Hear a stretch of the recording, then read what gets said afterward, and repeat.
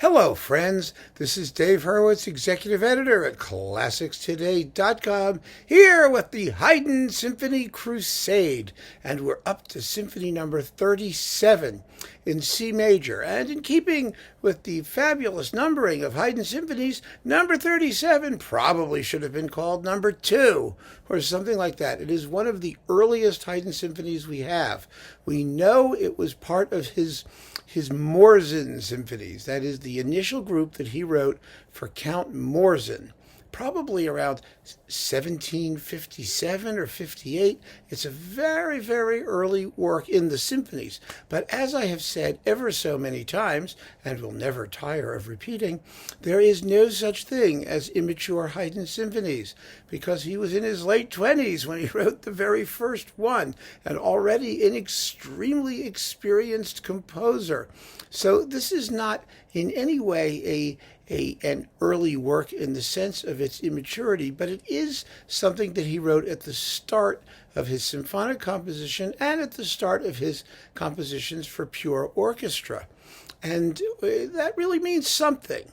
So you're not going to find these sort of already in the mid-30s, what we're talking about, the beginning to extend formal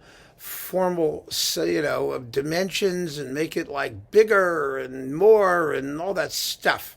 This is very much a symphony of its day, but the key to a genius, of course, is how much they are able to bring something of themselves, of their own personality, even to pieces which are written for entertainment, for a crazy count in the middle of nowhere. I mean, boy, was Haydn able to do that. That's why he got the job at Esterházy.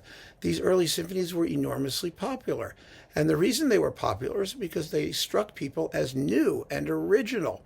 And I want to talk about some of the things that make them new and original. Some of the things that maybe if you were a typical aristocrat sitting in your castle in the middle of nowhere, you might not have heard. And this symphony is chock full of those goodies. So we're in business. I'm going to play the whole symphony without repeats anywhere, but we're going to hear the whole symphony because it's quite brief and we can get through it very quickly. There are all kinds of interesting things going on in this symphony. First of all, it's scored for trumpets and timpani, along with, the usual pairs of oboes and horns and strings with the bassoon on the bottom and an unnecessary harpsichord clanking along. Now, when Haydn at this point wrote for trumpets and drums, the brass instrument could be trumpets or it could be horns or it could be both. You don't really know. And that was true, by the way, all the way up until one of the Paris symphonies, The Bear, number 82, which is also written for horns and trumpets, either together or not together, or with trumpets and no horns. There's certain options that were available back in the day. In fact, a recent scholarly study written by Beverly Gerald about Bach's use of brass instruments and Bach's trumpet writing particularly makes it quite clear that back in those days, if you wrote trombe or something, or clarini, which is what people usually wrote, actually, the Italian, clarini, that could be a trumpet, it could be a horn, it could be any brass object that you could blow through and make a noise at. That didn't necessarily mean what we know as the trumpet, although usually it probably did. There were certain general conventions that people adhered to. But the fact of the matter is that some of the scoring was flexible depending on what you had on hand and who was around, and trumpet and drum parts were highly optional. A lot of Haydn works were published without them, and the ones that we have that have come down to us may not always be authentic. They may have been added after the fact. It was only much later that composers began to imagine the orchestra as a necessary integrated entity. And the person who did that, of course, was Haydn. It goes without saying. So this is a very early symphony. And it's a symphony without those, high horns in C major, which Haydn later wrote, because that was a specialty of the Esterházy orchestral setup there. The other thing that's interesting about this symphony is that the minuet is in second place, not third. And Haydn very, very rarely did that. Haydn generally preferred the allegro opening, slow movement, minuet, and finale. But in this particular symphony, he reverses it. And you'll have to decide for yourself why you think he did it, how the weight of expression in the symphony runs. The slow movement, as usual, is scored for strings only, without any of the wind parts, but there are some quite remarkable things here. I'm not going to spend too much time talking about things like symphonic cohesion. In fact, I'm going to do it now. I can get rid of it in like 3 sentences. Cohesion is provided, first of all, by the fact that 3 of the movements use trumpets and drums. It's a timbral function that immediately knits the work together and makes it all sound like it belongs there. That's one thing. The second thing, and actually the more interesting one in my view, is that Haydn uses a lot of very interesting minor key Hungarian flavored melody in this symphony. It sounds distinctly ethnic, and as we play, I'm going to point out where it happens. But basically, it's in the first movement, the trio of the minuet, and parts of the slow movement. It's really quite remarkable that, especially at this particular time, that Haydn allowed that flavor to come into his music right from the very start. And he exploited it for his entire career.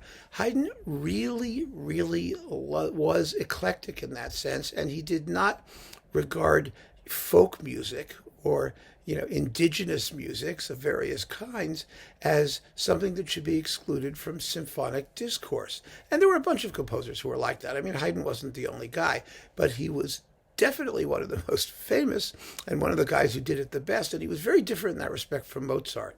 Mozart was a thoroughly urban composer.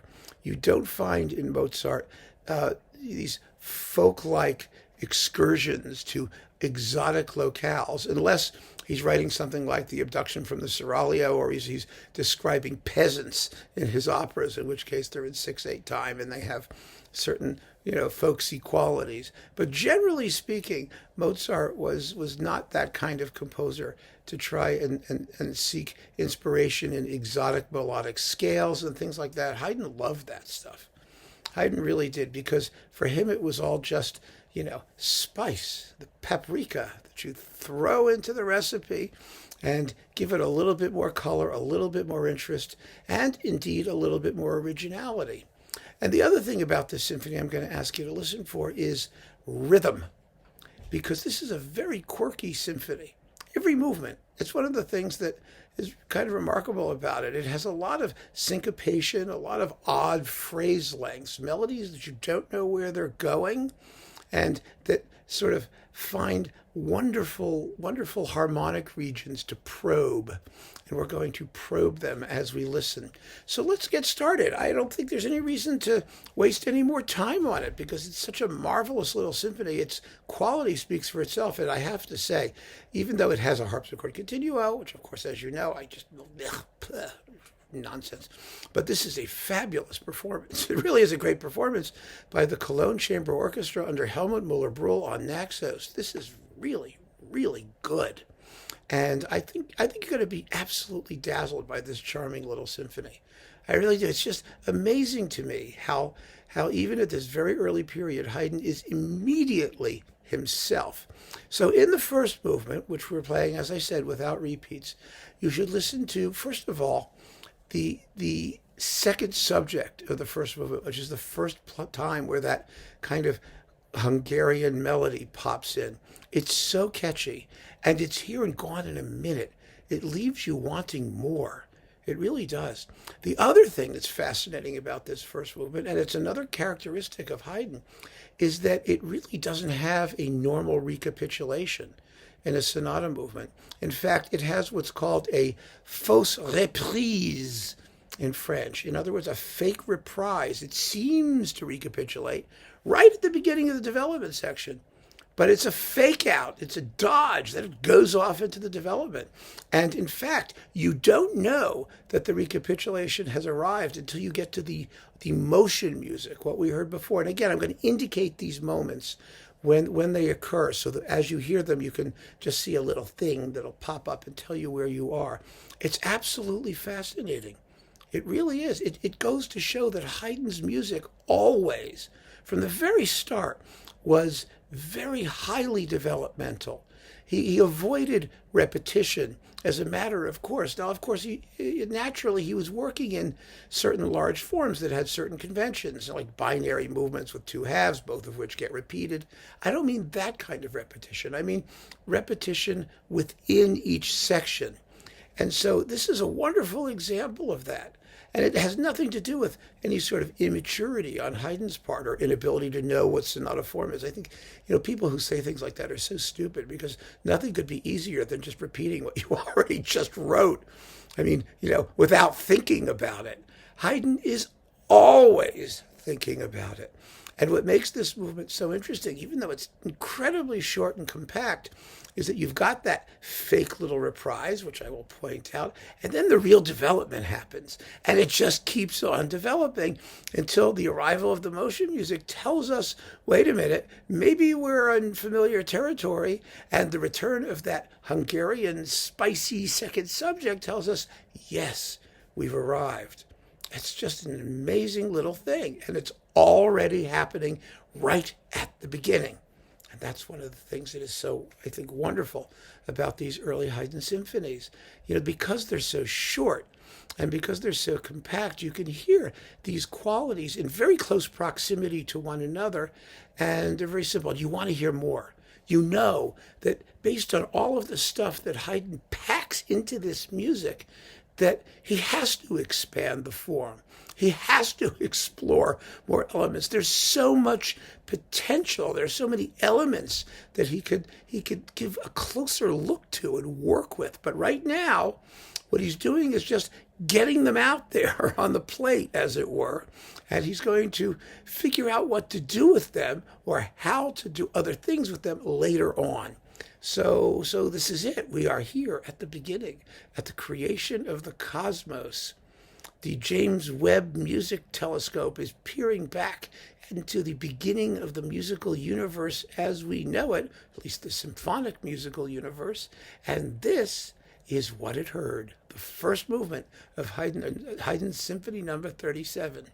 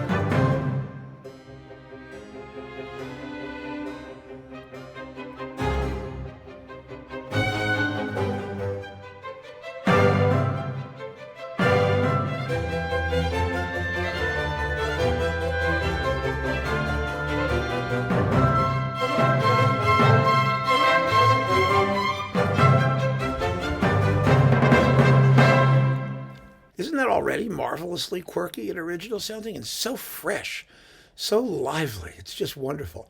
Now the minuet is also a movement of unusual character. The outer sections have the full orchestra. The trio section in the middle is just written for strings. Now, I've left the repeats in the trio. And the reason I did is because, first of all, the music is just so cool. I mean, you want to hear it twice and it's not long. But beyond that, Haydn ties each section together with sort of little endings, first endings and second endings. And so you can't really cut into them. You have to just let it go. But my gosh, that middle trio section, which again I will indicate is one, it's in a minor key, like that second subject from the first movement. It has a genuine exotic flair to it. And the second half has a prolongation, which I'll indicate as well. You suddenly lose track of where it is and what it's doing until it finds its way back to its opening theme very, very quickly. It's just wonderful how Haydn does this. And he creates this sense of disorienting space and then the wonderful gratification that we feel when we realize, yes, there we are. We're back where we're supposed to be. It's so much fun. He's toying with our expectations. So let's listen to the minuet and trio complete with no repeats in the minuet, but all the repeats in the trio. Here it is.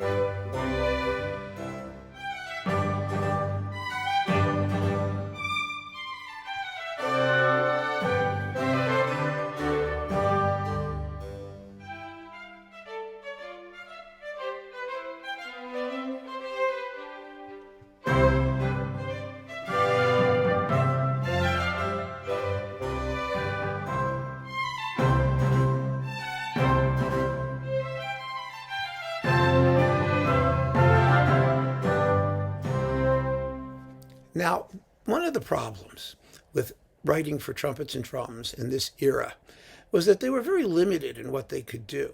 Timpani were tuned to the tonic, that is the home key, and the dominant, which is the key of fifth above. They only had two notes. The guy who invented three drum tuning, which gave you an extra note, was Haydn. And it was in his surprise symphony, actually, number 94. And sometimes you could have trumpets and drums retuned between movements, but it was an awkward process in those days. I mean, trumpets and drums were requisitioned from the military barracks. That's where they were kept. The drums were small and designed to be carried on horseback when you rode off into battle. The trumpeters were also military trumpeters. or they were, the town trumpeter who did sat by the gate to the city and announced the time. They were not known for their musicality or their subtlety, and they had very limited number of notes that they could play. You may have noticed in the first movement that Haydn actually used his trumpets and drums in a minor key, very softly, in a different dynamic, which is really quite unusual for the day. He already had that ear for instrumental color and trying to exploit his resources as much as he dared, because you never knew what the players were actually going to do. And in this particular universe, having your C major trumpets and drums blasting away all the time would become very fatiguing to the ear, very tiring very quickly. That may be why Haydn decided to put the slow movement third, because after these first two movements with plenty of trumpet and drum stuff and on simple chords and fanfares, because that was all they could play, or individual notes, he felt that the ear needed a rest. And boy, does he give it one, because this slow movement is beautiful. It's an andante. It's also in a minor key. He's trying to create the maximum contrast to the, pageantry and, heroic military quality of the trumpet and drum fanfare music that liberally characterizes the other music in the symphony. But not only is this just a gorgeous slow movement, it's so beautiful. It's in perfect sonata form. It has a real development section. So let us not say that first movement had something wrong with it, because it had a fake recapitulation and it just kept on developing. That was Haydn doing his experimental thing there. But this movement has some moments that are so harmonically special. You have no idea where this melody is going to go, especially what counts as the second subject in the sonata movement. It all flows in one big paragraph. Somehow it's all like unified together. But along the way, you seem to go through this marvelous landscape with incredible vistas opening up, glimpses of them as you're going by. It's really, really beautiful. There's one absolutely harmonically magical moment. Listen to the accompaniment, repeated notes, and then you'll hear the harpsichord going ting, ting, ting, ting, ting, ting, ting, ting, ting, ting, ting. But listen to the harmony that Haydn is using there. All of a sudden, it no longer sounds like some sort of 18th century conventional melody. It becomes a sort of primal, music. The universe being created. As I said, the James Webb telescope is listening. It has a microphone, and it's listening to all of these mysterious elements that were there at the beginning, and it's timeless. Haydn has that ability to find moments, oases, in maybe a relatively conventional melody or a sequence of harmonies that sounds, it's very attractive, of course, but not particularly original. And then all of a sudden we're somewhere else and time stands still. It's just a marvelous moment, which I'll point out to you. So let's listen to the entire slow movement with no repeats. And I just think this is one of the great early slow movements. I mean, it's truly affecting and beautiful.